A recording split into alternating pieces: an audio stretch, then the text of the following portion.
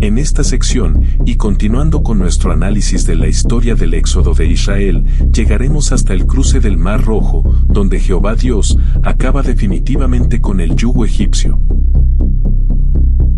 Partieron los hijos de Israel de Ramesés a Sucot, como 600,000 hombres de a pie, sin contar los niños. También subió con ellos grande multitud de toda clase de gentes, y ovejas, y muchísimo ganado. Dice la Biblia, que subieron con el pueblo, una gran multitud de toda clase de gente. Pero, ¿a qué se refiere cuando dice cualquier clase de gente?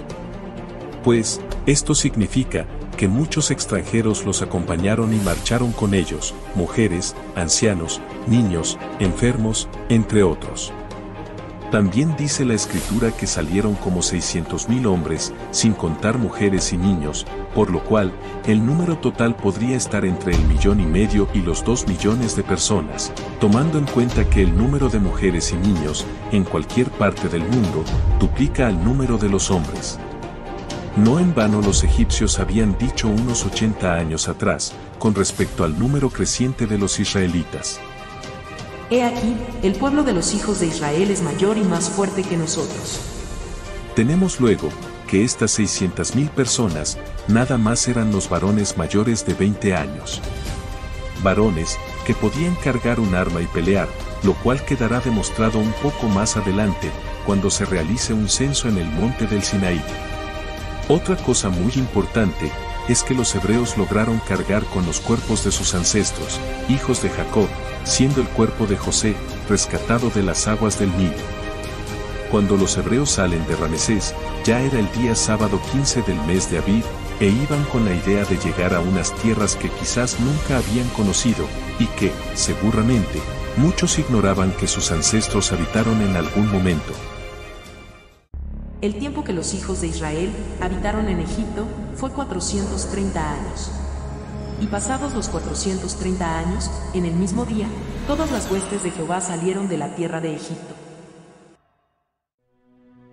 Lamentablemente, en este contexto, somos víctima de una mala traducción de los masoretas, ya que el tiempo que pasaron los hebreos en tierras egipcias fue menos de esa cantidad. Eso queda demostrado por lo descrito por el apóstol Pablo en su carta a los Gálatas, donde nos dice que entre la promesa del pacto, hecho por Jehová a Abraham en Harán, y la salida del pueblo de Israel de Egipto, hay 430 años. Por tanto, los hebreos no pudieron estar esa misma cantidad de años en Egipto, y otra de las razones es por la edad de Jocabed, ya que si en realidad los hebreos hubieran estado 430 años en Egipto, entonces Jocabed hubiera dado a luz a Moisés con una edad superior a los 257 años, porque ese es el espacio de tiempo que habría entre la muerte de Leví, padre de Jocabed, y el nacimiento de Moisés. Ninguno de los libros tradicionales judíos, como el libro de Jaser, el de los jubileos, las antigüedades judías de Flavio Josefo, ni las Midrás, entre otros, jamás mencionan que los hebreos hayan estado esa cantidad de años en Egipto. Antes bien, según estos escritos, el tiempo está entre los 210 años y 240 como máximo. Mientras que en este estudio, hemos determinado que el tiempo fue de 215 años. En la imagen, se presenta el panorama, suponiendo que en realidad, Israel haya permanecido esos 430 años en Egipto, tal y como se menciona en el libro de Éxodo, 12, 40 y 41. Pero nos encontramos con varios casos que son difíciles de justificar. Veamos algunos ejemplos. En primer lugar, la diferencia de edad entre Jocabed y su esposo Amram debía ser superior a los 120 años, siendo Jocabed la mayor. Segundo, la edad de Jocabed, para el momento de dar a luz a Moisés, debía ser superior a los 257 años. Y tercero, Coat, hermano de Jocabed, debía haber engendrado a Amram, luego de los 213 años de edad. Si todo esto hubiera ocurrido antes del tiempo del diluvio, quizás sería un poco más justificable, pero ya en tiempos de Abraham, una mujer de 90 años ya habría perdido toda esperanza de procrear debido a la menopausia. Esto lo podemos confirmar en el libro de Génesis capítulo 18, verso 11. El caso de Sara fue especial, ya que existía una promesa en Abraham. Pero con respecto a Moisés, no había una promesa dada que recayera sobre Jocabed directamente. Y no estamos hablando de una edad cercana a los 100 años, sino de 257 años, es decir, casi 3 siglos. En la Septuaginta, que es la copia en griego más antigua de los textos originales hebreos, estos 430 años incluyen los años de la peregrinación de Abraham en Canaán y se traduce de la siguiente manera. El tiempo que tuvieron los israelitas entre Canaán y Egipto fue de 430 años. Y a esto es lo que se refería el apóstol Pablo en su carta a la iglesia de Galacia. Esto pues digo, el pacto previamente ratificado por Dios para con Cristo, la ley que vino 430 años después, no lo abroga, para invalidar la promesa.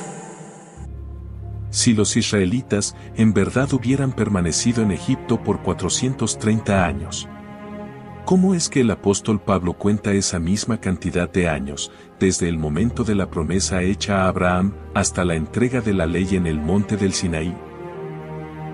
Recordemos que para los tiempos de Pablo, los textos masoréticos, de los cuales depende nuestra traducción moderna de las Sagradas Escrituras, no existían. Pues, estos textos datan de entre los siglos VI y X de nuestra era cristiana, y lo que imperaba en ese tiempo era la traducción griega de la Septuaginta, la cual se acerca un poco más a los textos originales. Continuando con la historia, la pregunta que muchos se hacen es, ¿cuál era la ruta que tomaría el pueblo de Israel para finalmente llegar a tierras de Canaán? Podemos decir que Egipto era el punto A y Canaán era el punto B, y entre ambos puntos solo había unas 12 jornadas o días de camino.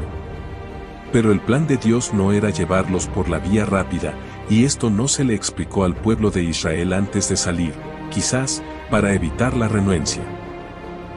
Ahora, veremos cómo fue ese largo peregrinar, que se extendería por 40 años sobre el desierto, pasando ciertas penurias, pero bajo la dirección de Dios, quien los guiará por todo ese recorrido. En esta travesía, solo iremos nombrando aquellos lugares donde se llevaron a cabo algunas de las incidencias más importantes, dándoles una posible ubicación en el mapa, para tener una idea de la ruta de su peregrinaje. Para poder llevar una cronología, debemos tener en cuenta los meses del calendario hebreo, ya que la historia está basada en base a estos meses. Mas, para los años, seguiremos tomando en cuenta el calendario actual, es decir, el gregoriano, usando los años antes de Cristo, como lo hemos venido haciendo hasta ahora. Debemos tener en cuenta que los hebreos poseen dos calendarios, el calendario civil y el calendario religioso, siendo este último el que impuso Dios desde la salida del pueblo de Israel de Egipto. Pero, ¿por qué tardaron 40 años en llegar? Veamos lo que nos dice el siguiente versículo.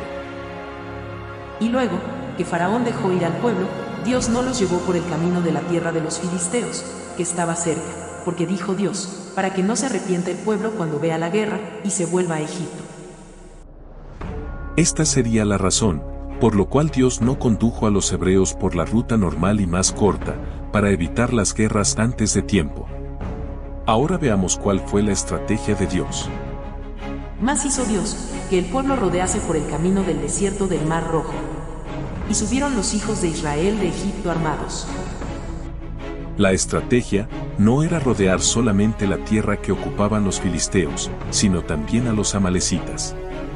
Y para ello, era necesario entrar al desierto que está entre el Golfo de Suez y el Golfo de Acabá, los cuales son extensiones del Mar Rojo. Es por eso que cuando en el contexto se dice desierto del Mar Rojo, se refiere es al espacio que hay entre estas dos extensiones o brazos de aguas, como se puede apreciar en la imagen. La primera línea roja hacia la izquierda de la imagen muestra la ruta normal entre Egipto y Canaán, pero atraviesa la tierra de los filisteos, por lo cual Dios no quiso hacer pasar a los hebreos por esa ruta para evitar confrontaciones tan tempranas. Y la segunda línea a la derecha indica cuál era el camino a seguir para rodear ambas tierras. Como se puede observar en la imagen, el monte del Sinaí, o monte Horeb, no estaba en la ruta. Entonces, ¿cómo es que irían a parar a un monte que estaba a unos 100 kilómetros, apartados de la ruta original? La respuesta puede estar en el siguiente contexto. Y él respondió, ve, porque yo estaré contigo, y esto te será por señal de que yo te he enviado. Cuando hayas sacado de Egipto al pueblo, serviréis a Dios sobre este monte. Sin duda alguna, que el monte al cual se refiere el contexto, es al monte Horeb, por lo cual, ya Dios tenía planificado de antemano, llevar al pueblo de Israel al monte de Dios en el Sinaí. Pero como se puede observar en la imagen, este monte no estaba en la ruta a seguir al principio. Dios tenía un plan preparado para su pueblo, ya que en ese lugar, se llevaría a cabo uno de los pactos más importantes de la historia del pueblo hebreo, lo cual sería la entrega de sus leyes. Pero además, también se llevaría a cabo la construcción de su tabernáculo de reunión. La construcción de este tabernáculo es la razón por la cual los hebreos cargaron con grandes cantidades de oro, plata y bronce. ¿O acaso pensábamos que eran para los atavíos personales? Por supuesto que no, ya que con ese material se elaborarían todos los utensilios necesarios para los servicios del santuario. Si entramos en la web y nos buscamos un mapa donde se nos indique el recorrido completo que hizo Moisés durante los 40 años del Éxodo, nos encontraremos con uno, el cual es el más comúnmente aceptado, y que podemos apreciar en la imagen. Pero de una vez le he colocado el sello de falso, debido a que se utiliza un Sinaí que no se corresponde con los relatos bíblicos. Ya antes, hemos explicado el por qué el verdadero Sinaí no podía estar del lado occidental del Golfo de Acabá. Y la clave de todo esto, está en el pastoreo que hizo Moisés con las ovejas de Jetro, que las llevó desde su hogar donde vivía en Madián, hasta el monte Horeb. Fíjense en el mismo mapa, donde se ubica Madián, y vean dónde está el Sinaí egipcio. Resulta casi imposible que Moisés haya viajado cientos de kilómetros para darle la vuelta al Golfo, y luego internarse en otros cientos de kilómetros más. Por montañas con alturas de más de 3.000 metros sobre el nivel del mar, solo para darle pasto a unas ovejas. Es increíble que todavía existan personas que crean en eso. Con la ayuda de las mismas escrituras y tomando en cuenta las condiciones geográficas del terreno y gracias a las herramientas que nos facilita Google, iremos trazando una posible ruta que se pueda ajustar un poco más a la realidad. Dejando en claro que la mayoría de los lugares que se mencionan entre las jornadas hechas por el pueblo de Israel son totalmente desconocidas y solo nos queda es hacer ciertas suposiciones. Uno de los detalles más importantes que se debe tener en cuenta a la hora de establecer una posible ruta son los términos usados en la Biblia para referirse a terrenos. Desierto. En la Biblia, cuando se habla de desiertos, se refiere a llanuras desérticas que pueden ser extensiones de terrenos cortos, así como largos. Por ejemplo, Shur o Etam, Sinaí, Negev, Cades, Sin y Berseba. Cades y Berseba solo son pequeñas extensiones de llanuras que componen el gran desierto del Negev. Monte. Cuando se habla de montes, se refiere a elevaciones que pueden ser kilométricos y en algunos casos de difícil acceso. Ejemplos: Hermón, Carmelo, Joreb o Sinaí, Jor, Seir, Santa Catalina y el monte Nebo. De los cuales, algunos pueden ser áreas desérticas. Aunque el monte del Sinaí y el monte Joreb pueden representar el mismo lugar, no así la llanura que estaba al frente oriental, al cual solo se le identifica en la Biblia como el desierto de Sinaí. Colinas o collados. Cuando se habla de colinas, se refiere a lomas o mesetas que pueden tener cierto grado de altitud, pero mucho más baja que un monte, y generalmente se puede andar sobre ella. Valles son llanuras que hay entre los montes o alturas. Bien, ya teniendo claro todos estos puntos, podemos iniciar con el recorrido que empezará desde Ramesés hasta terminar en la Tierra Prometida, pero por ahora nos concentraremos en llegar al Mar Rojo. El tiempo que se podía tardar una caravana para ir de un sitio a otro en los tiempos antiguos es indeterminable, ya que depende de varios factores. Como por ejemplo la manera como se movilizaban, ya sea en caballos, camellos, asnos y a pie. Pero todos sabemos que los hebreos no andaban a caballo en esos tiempos. Otro factor determinante era el tiempo de descanso o acampamiento, ya que era muy común que los peregrinos descansaran, sobre todo cuando las distancias eran muy largas. Durante la travesía del Éxodo, nos encontraremos con un montón de incidencias que harán que un trayecto de unos cientos de kilómetros se convierta en una odisea de 40 años. Partieron los hijos de Israel, de Ramesés a Sucot, como 600,000 hombres de a pie, sin contar los niños. También subió con ellos grande multitud de toda clase de gentes, y ovejas, y muchísimo ganado. Salieron de Ramesés, ciudad que ellos mismos habían edificado en Egipto. Y llegaron a un lugar al que llamaron Sucot, un nombre quizás puesto por ellos mismos, que estaba un poco más al oriente de Ramesés, mucho antes de comenzar el desierto.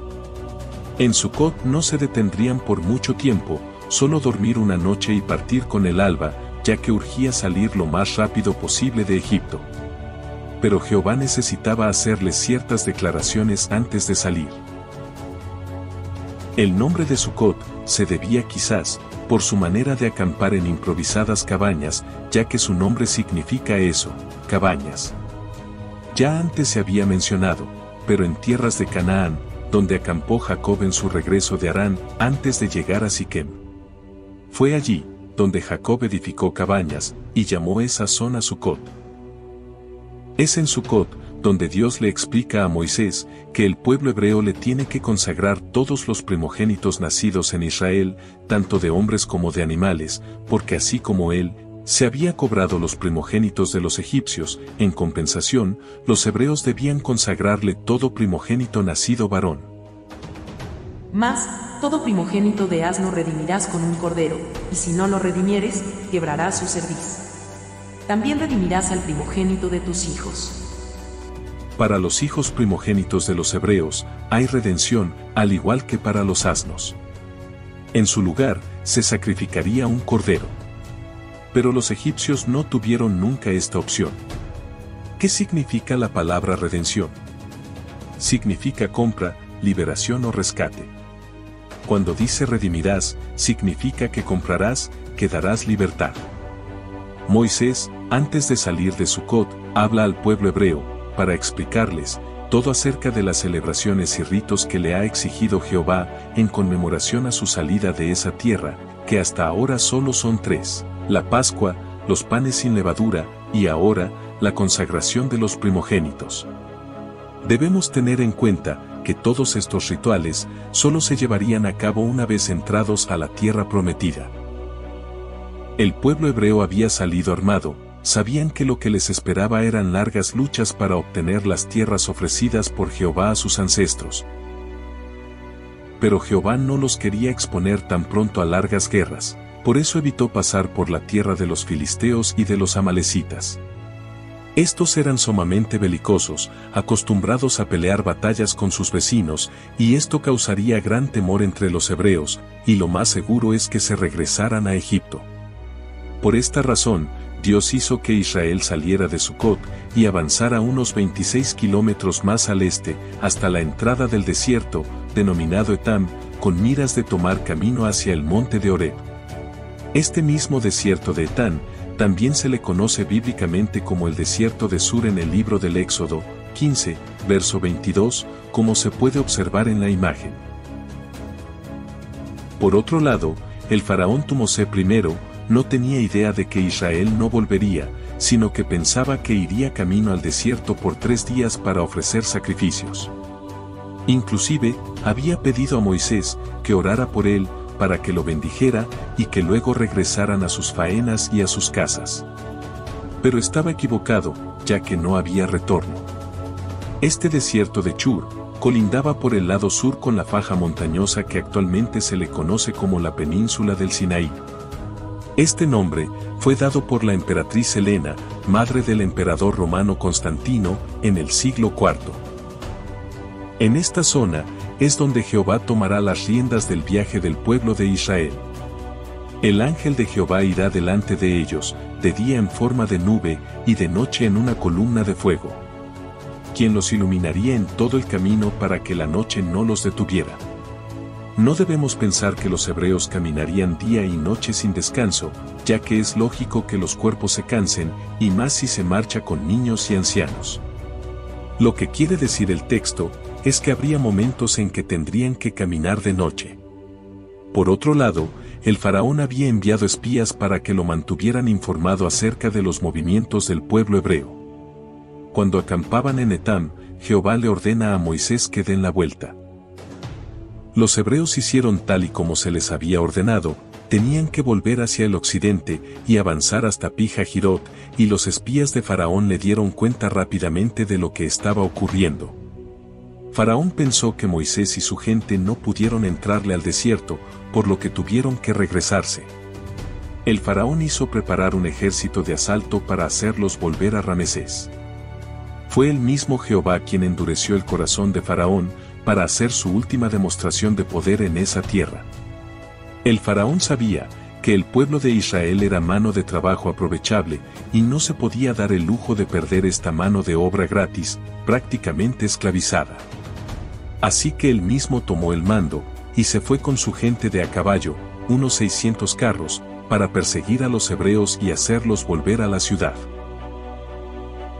Dios decide poner el toque final al faraón egipcio y a su ejército.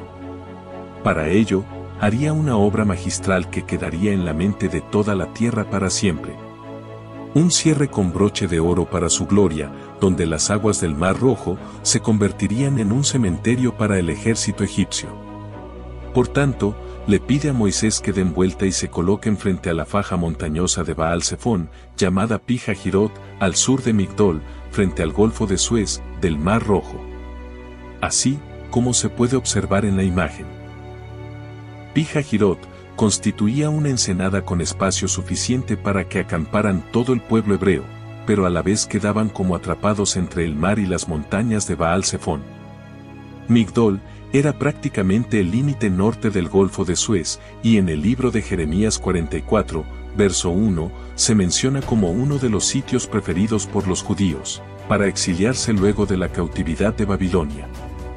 Los hebreos tuvieron que cambiar su rumbo, haciendo caso a la palabra de Jehová, retrocediendo, o como dice el texto, dando vuelta para bordear prácticamente el desierto de Chur, pero sin adentrarlo, para luego ubicarse prácticamente en la costa oeste del Golfo de Suez, que es el brazo occidental del Mar Rojo.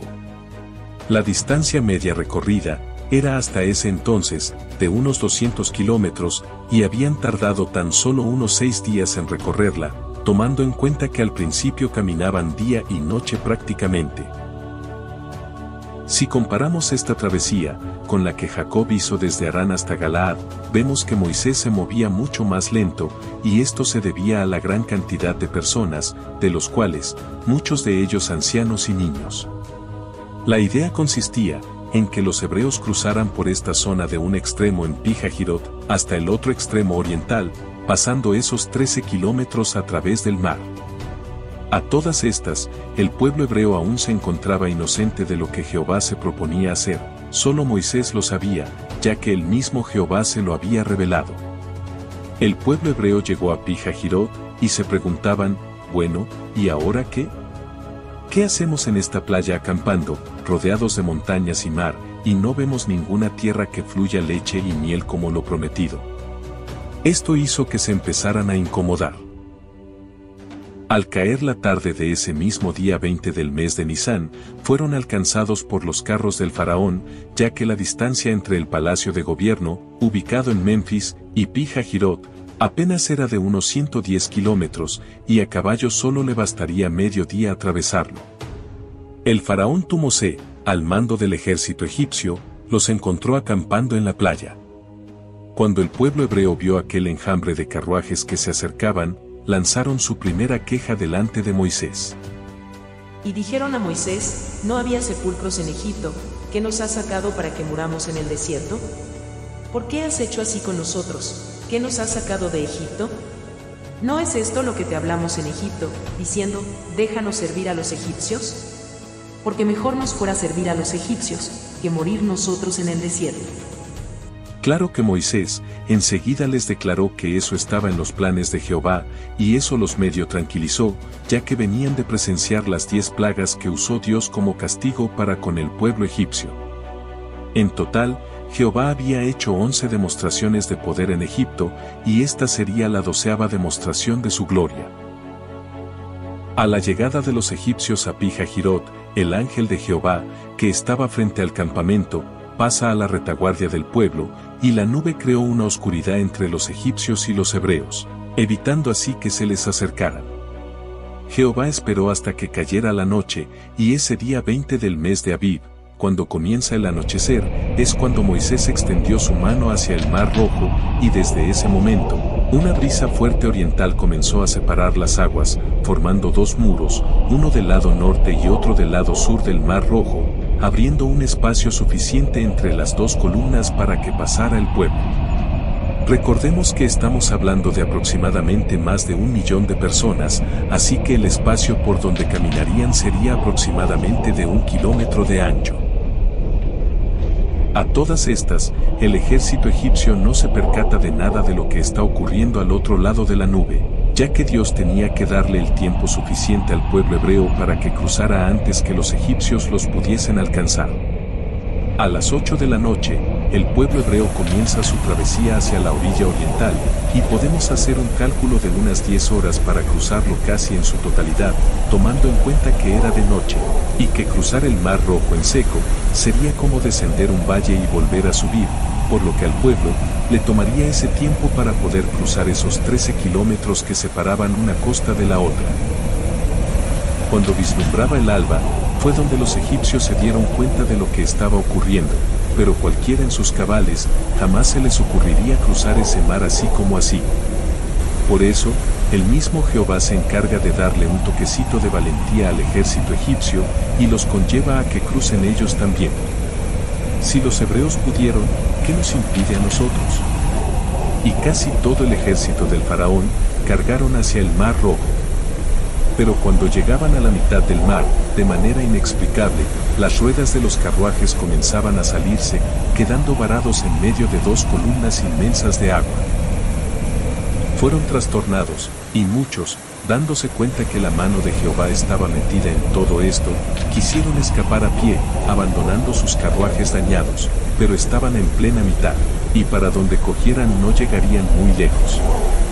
Entre las 5 y 6 de la mañana, lo que se conoce como la 4ª hora de la vigilia de la mañana, mientras todos los hebreos ya estaban aupados en la orilla oriental, los egipcios apenas estaban en medio del Mar Rojo. Entonces Moisés extendió nuevamente su mano sobre el mar por mandato de Dios, y las aguas comenzaron a volver a su sitio original. La mayoría de los egipcios intentaron escapar hacia la costa oriental, donde estaba el pueblo hebreo. Y allí quedaron sus cuerpos tendidos, ahogados. Y los israelíes veían con asombro aquella gran multitud de muertos en la orilla, mientras que ellos todos estaban sanos.